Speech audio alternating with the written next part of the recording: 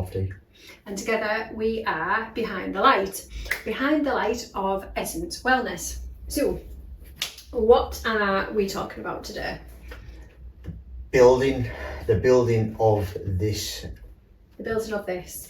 And it was kind of the building of, like, we talked a little bit about it in the first episode, didn't we, where we talked about the original idea came from floatation therapy, didn't it? So like when we actually found the perfect building, and when we found the perfect building, we hesitated, didn't we? Because it was a massive commitment.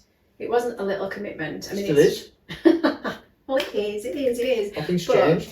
I know, but it was like when you sign on the dotted line, and we signed for a 5-year lease. Yes, this is how random it was though, because we were going to Florida, weren't we? Everything was all booked. Oh yeah, it was all booked well and in then, advance. Like, hang on a second, Dave. We're opening in like 14 weeks, and we're going to Florida in the middle of it. Yeah, and because for it to work, we were very fortunate in the fact that we got granted high street grant, but we were very fortunate that we got an application and it succeeded for a high street grant. So we had to hold off doing any work until we knew because if we'd started work, obviously that would have interfered with the grant and we wouldn't have got the grant. So we got the keys I think on the 8th of April. Yeah, so really it was a lot later than, by the time we knew about the grants and that. So not only that, we had time to get all the tradesmen in well, which we had some amazing tradesmen. We got the keys on the 8th of April and we officially opened the clinic on the 13th of July. So that was, like you said, it was that 13 weeks, as we said. But actually, a lot of that was... most of the work didn't start until the 17th of May. All we did before was strip it out. Rip it out to bits, wasn't it? Yeah, so it was like stripping wallpaper, taking the ceiling down, like bits that we could do that mostly you. To be fair, that like them early things, that was mostly you, wasn't it? Yeah. While you were filling out application forms. And the work started about the 20th of May, and we flew to Florida on the 23rd of May. And it was just a nightmare, wasn't it? Yeah. So like literally the work started on Monday, and we flew out on the Thursday. I know, but it wasn't that. There was a lot of hidden, I'll say, instead of saying the S word, I'll just say a lot of hidden crap that we didn't know about. Like... Why do you not want to swear? Well, I'm just trying to keep you professional, maybe. I'm sure, well, I'm sure you swore on the first one. Well, I don't even know if I'm allowed to say it. Like, people, just to get a certificate, electric certificate, ripped all the fire alarms out of it. And you'll find well that we're going to need a fire alarm in here. Just to get a safety certificate, they ripped everything out of it. Yeah, instead of making it safe, they got rid of it and made our job. And then we had to get a fire alarm expert in to see and redo it all. So when we came to look at it, and I come back, I don't think you came back for the second look, did I? Came with my sister-in-law for the second look. I know the wiring had changed, hadn't it? But that hadn't then. And then when we got the keys, so they'd done the safety certificates the week before, and the day we walked in, like the day that we got the keys, and we came in, and we actually seen, upstairs in the attic, the fire alarm had just been totally... You need to paint a picture to them, because this used to be a TSB bank. Didn't it? So imagine the alarms and everything and the wiring that was involved in it. And basically, our landlords, because they don't really want to spend any money, but they want to take all the money off you, they want everything done cheaply and as dodgy. They weren't bothered. And I suppose they weren't bothered as long as they got that certificate and what damage, because then it was our problem then, wasn't it? That's the bit that people don't see behind the business is when you're renting buildings off. How challenging some aspect of the business is that can be out of your control. Totally. Seemed to go quite swimmingly until that point, didn't it? And then, so just the 2 days before we opened, we had a leak in the shop front, didn't we? It was like we had a leak coming through the shop. And we've still got a leak in the shop front. We have still got a leak in the shop front. And it still hasn't been sorted. And we are now, the first, that was July, so like 13 months after the first one happened. But yeah, so bringing it back round, so the founding idea for our wellness clinic actually came from floatation therapy, didn't it? Yeah. And initially, when we were first just going to open a smaller wellness clinic, it was literally just going to have a flotation tank, and that was kind of the whole idea behind it. We always wanted something that we could build a bit bigger, but actually it was never this big. When we took on this building, we took a massive building on right from the word go. But when we came in here, this was literally just one great big massive long room, wasn't it? Imagine there was a cashier's desk on, But it was massive. It's like, I don't even know how to describe the sheer volume. I mean, if when people come to the flotation tank or the red light bed, which is kind of where we're sandwiched, is sitting in between at the minute, is people go, oh wow, this has now gone a long way back from the shop front. I don't think people realise how big the building is. All 4 floors of it. Yeah. So we came in and we were like marking like the rooms out, and then we were marking. I forget about stuff like that. We had like tape going on for the before room. we even got like the tradespeople in, because we were like, everything has to be custom built to get the bed in. But also to get the tank but in the as well. tank, because the tank's massive in itself. I mean, that's like 2.4 meters long, so it's huge. It's massive. And so we had to make sure that it was going to get round corners and it was going to be able to get in and whatever. So so when we first did it, that was our kind of first challenge really, wasn't it? Getting that right and making sure that the room was big enough to get the tank in, but small enough because it needs to be heated 24/7, that room, to keep the water in the tank so we didn't want it too big, because obviously the costs of heating a room 24/7, yes, even in the summer that room is heated and you're all thinking, oh wow, do you know, like the central heating is on in here 24/7, it doesn't ever go off. Stop.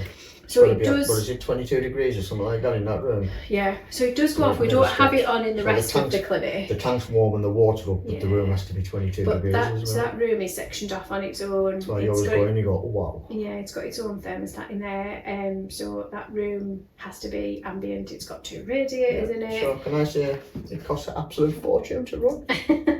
It does. And so I suppose if we talk about some of the challenges of the early challenges, right, of having the flotation tank. So if we think about it, it was supposed to come in the middle of June.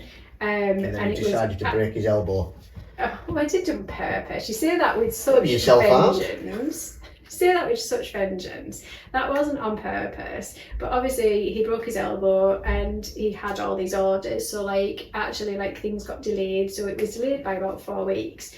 And we had our open day, we'd planned our open day, so I mean, again, how many weeks was it? It was only 12 hours old. Did we turn the clinic around in 7 weeks?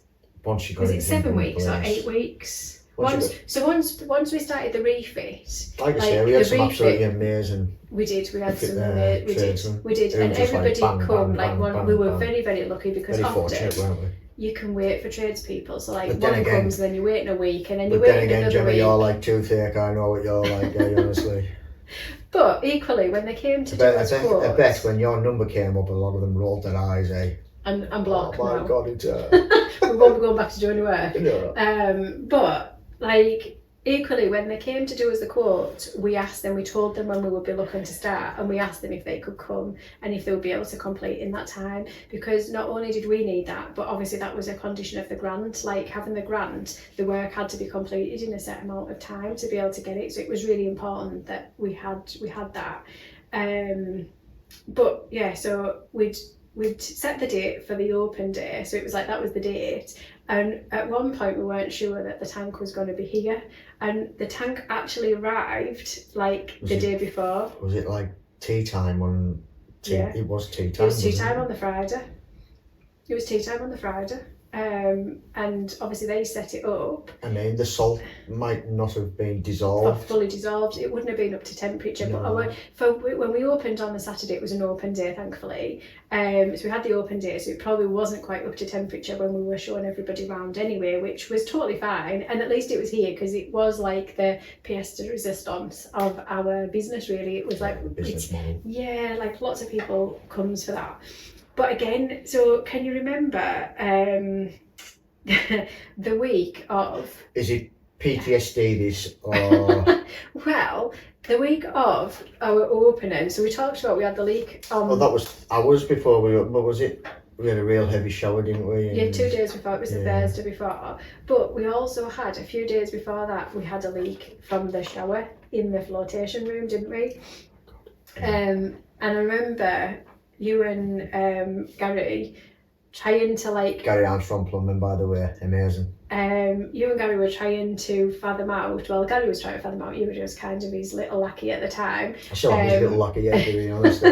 Trying to figure out where it was coming from, and then you ended up having to take some boards off, and I remember... It ended up... It was a Sunday. It was. I remember now. It was a Sunday. It was 6 days before. So I kind of left it in there. Yeah. I was like, do you know what, Gary? I know you've got it. I can't do anything, Gary. No, I can't. I know it'll be right when you're done. Yeah, and I knew. And Gary hasn't got much hair left on his head, like, but I bet he had a lot more before he started here. Honestly, he's great. I love him. And yeah, I do. Honestly, he's fantastic. And he kept me sane during all of this. Just laughs everything off, doesn't he? Just like, he's so easy going. So easy going.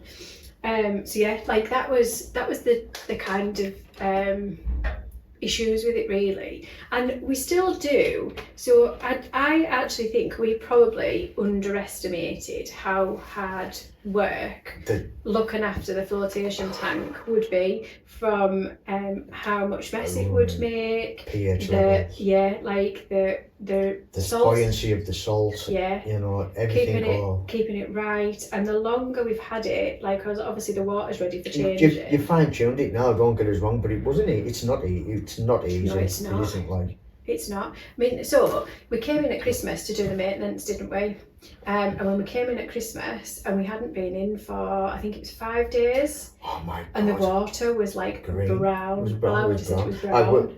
And smelly. And we were like, oh wow. And we actually thought we were going to have to get rid of all the water and start again, didn't we? But actually, with the help of Andrew, like he's from iSense, like where we've got the tank from, he was amazing on that day, because this was between Christmas and New Year and everything shut down, and he was on hand and he was helping us to learn how to turn that round. And that's never happened. I think it's because we hadn't been in that situation and we were shut for a few days, weren't we? So like now there's an option to have the tank on every 6 hours for it to like circulate.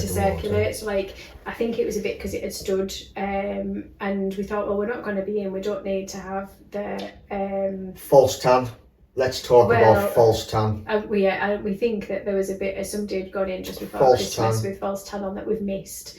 So yeah, like things like the false tan, if you've newly had your hair dyed, obviously it can come off. And it can ruin the filter. It can ruin the filter. It can ruin the tank, because it's just going to stick to the side of the tank. So we do think that there was somebody being in with false tan that we missed just before Christmas. But yeah, it is, isn't it? And it's like, so even our flooring guy, the maintenance of that tank is unreal. But the flooring guy thought that the floor that we had down, because it's suitable for bathrooms, he thought it was going to be fine. But actually, the amount of salt, it's even managed to get in. It just gets everywhere, doesn't it? Yeah. It's like it's lifted the floor, so we are in the middle of waiting to have some new flooring put down. It's definitely been a lot harder work than I think what we anticipated, isn't it? A lot harder, not even just a little bit, it's been a lot harder work. But if you knew that then, would you still have had one? Probably, because like thinking about the benefits. So if you think about the benefits, so like when we did the room out again, that was purpose built, because when we built it out, we have got acoustic insulation inside the walls. Well, that's another room that was purpose. It was purposeful built for for that flotation tank. Even acoustic ceiling tiles. Yeah, so acoustic insulation, acoustic ceiling tiles, and then we've got the acoustic panels in the inside. So it's to keep it as quiet in there as possible. So that, and you can hear the difference when you go from being out here to being in there. It's all, you can hear the difference immediately, can't you? It's almost like you're in some sort of like cocoon, and it's like anything that you hear, it's like muffled, isn't it? That's the kind of thing what you want to do. It was because the flotation tank. So I suppose, what is a flotation tank? But the thing is though, when you describe flotation, and everybody says, "Oh, that of Stranger Things," wasn't it? Oh, I don't know. Essentially deprivation. You went, "Oh yes, the same as Stranger Things, where that loss goes in monitor." On Stranger Things. I don't think I've seen that one. People have said about what's that guy? I think he's called Sheldon. He's autistic. The name escapes me. Oh my god, the name escapes me of what it's called, but quite a few people sent that to me because he goes in one. So in America, you know what I mean? Yeah, the nerds, aren't they? Yeah, and I can't even mind what that programme's called. It, honestly, it's quite gonna, funny. It's going to book the life out of me. But quite a few people said to me about that. So they went to one, and again, so they went to one in America. But it was very different. Now I don't know if this is how they run them in America or whether it was just this one that they portrayed on the program. But they went in, and in this big room there was like 3 or 4 flotation tanks, and they talked them about what was going to happen, because the other word for them is sensory deprivation, because obviously you're dampening down all your senses. You're like, and this is where it can be tailored to each individual. But they went in, so they talked them through it, and one went in one and one went in another, and they locked them. I mean, I've got to be honest, that would terrify the living daylights out of me, like having to have it locked and it not be open, like not being able to get out. I mean, that was like the claustrophobic in there. I was like, so anyway, I hadn't seen these. I just need to put out there, I had not seen these like this before I learned about flotation therapy. But they lock them in, and one of them has this amazing experience, like all floaty, and comes out, and the other one, Sheldon, had like he'd been tripping, and he'd had like a bad trip in there, and so like this is, and so if you've watched it, I can't even mind what that program's called, but if you've watched that, and that's how you see it, like you maybe have a negative connotation to it. So first of all, you're not locked in at all. You're totally in control, aren't you? The lid, while we do recommend you have it down because it helps to dampen out more of the senses, you are in full control. So if you want it up, you can have it up. If you want it like part way, you can have it part way. But equally, if you put it down and you're not happy with it, you can put it up, and it's just on hydraulics. You've got full control of that the whole time, which I think is really important, because that's probably one of the biggest things that we get people go, "Oh, I couldn't lock myself in there." Well, you're not locked in, but you don't have to have the top down. While we recommend it because it's good for temperature, to make sure the temperature stays quite heated for you, because it's at body temperature, because again it's dampening down as many distractions as possible. You're weightless in the water, so it takes like all of the pressure off all of your joints, and your joints will decompress, your back will decompress, all your joints decompress, because the water, the salt, it's got 300 kilos of salt in, which is then why it's really hard to maintain, isn't it? And it's that. It's only that deep, isn't it? Yeah. But it's that keeps the buoyancy. 10 inches, 10, 11 inches If or that, something. yeah. If it's that keeps you afloat effortlessly. So like you're just supported in the water, which is just amazing in itself. And then, so some people have gone in there. We've had quite a number of people that have gone in there and gone, "Wow, I've never tripped like that without using some sort of hallucinogenic." Yeah, and you know, people go in there to meditate. People go in there for the physical benefits. But it is like mind, body, and soul, because it literally resets the nervous system. Yeah, and from the emotional aspect as well. Yeah. But it resets the nervous system because you're on the go constantly. The brain's on the go constantly, 100 miles an hour. In case you haven't noticed, I know I talk fast, and my brain goes 100 miles an hour. There's a meme, and it's something like, I've got 200 tabs open on my web browser. It's crashed. There's music coming from somewhere and I can't find it. And like literally I sometimes feel that that's how my brain functions. So going in there is like helping me to switch off, people go to sleep.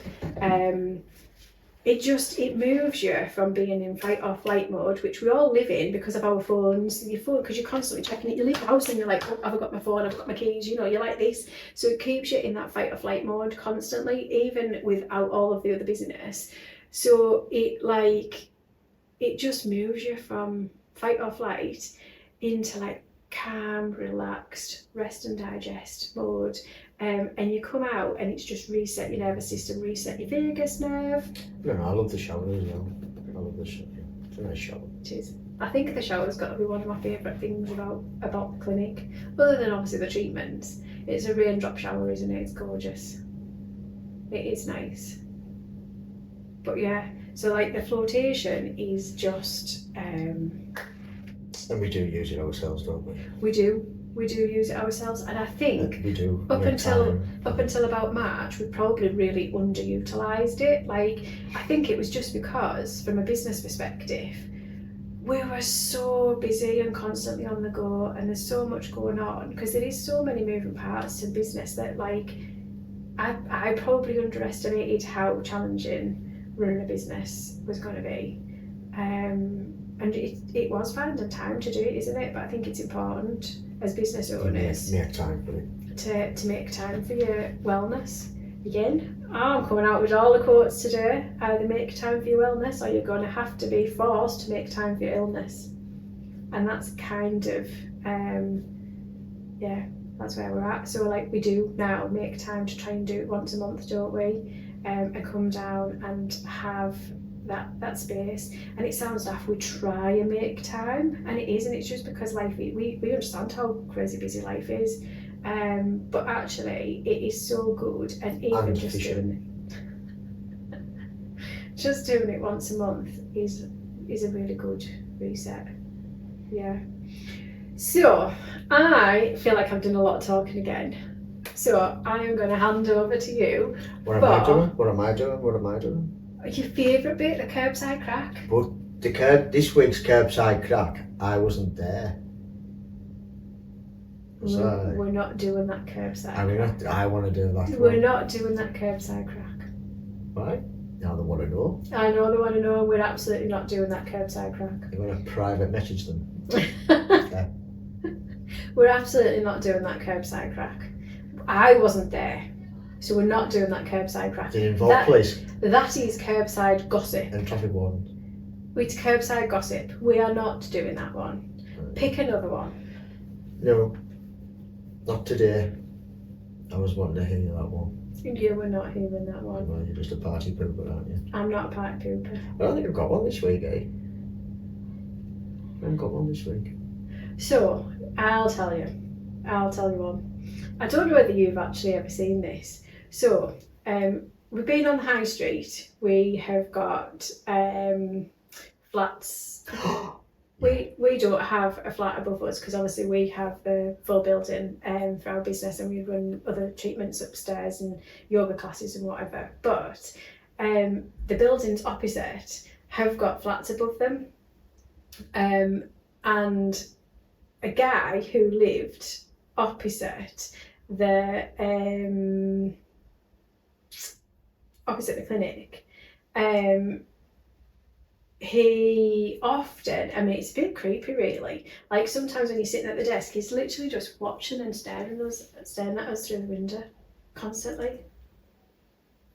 You don't think that's very good curbside crack, do you? No. You go, well, you didn't come up with a better one. But he's often, he's just staring, he's just in the window staring. Like, that's probably not a really good one if you're like coming and sitting in our reception and you're thinking, shit, he's not there anymore, can I just say he doesn't live there anymore, so we're all alright. Or on planet Earth anymore? No, that's a different one. Is that the one, which is the one that accused somebody of stealing his tobacco?